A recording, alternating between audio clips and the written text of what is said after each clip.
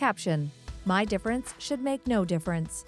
A young man with short dark hair sits in a brightly lit lounge. My name is Alim.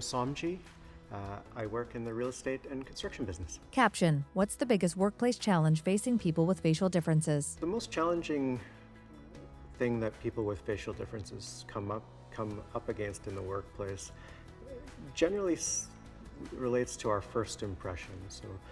So much of the working world is reliant on making that first impression when you meet somebody, and especially in jobs and hospitality jobs, your success is going to be dictated on your ability to connect with other people. Caption: What's the interview process like for someone with a facial difference?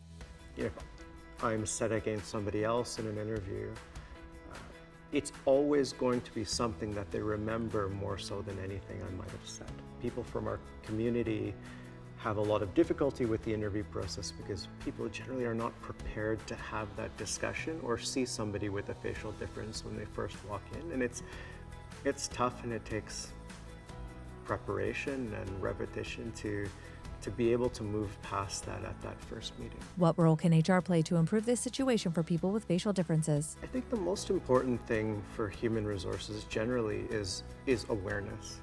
Most EDI policies do not have facial differences as a part of them. If we look at job postings that generally now reference equity, diversity, and inclusion, generally speaking, facial differences are not mentioned because that awareness is not there. And facial differences are unique. They don't necessarily mean disability, though some facial differences can cause a disability. They don't necessarily mean that person wouldn't be capable of that job. But the fact that there's an awareness to put facial differences in a job posting or in an employee manual, the fact that it's mentioned provides that awareness and that comfort for an individual with facial difference. Caption: What do you hope for the future? If having a facial difference can be normalized, then it just becomes another thing. A person has glasses or they don't have glasses. A person is tall or short.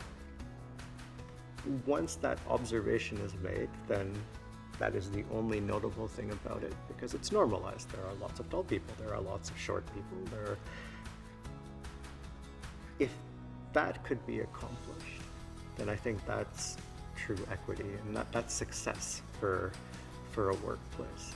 If it's normalized to the point where it's just another thing, it's another part of a human being, it's not the whole human being, that's equity to me. Caption: My difference should make no difference. For HR tools and resources, visit aboutface.ca/HR. Logo: About Face.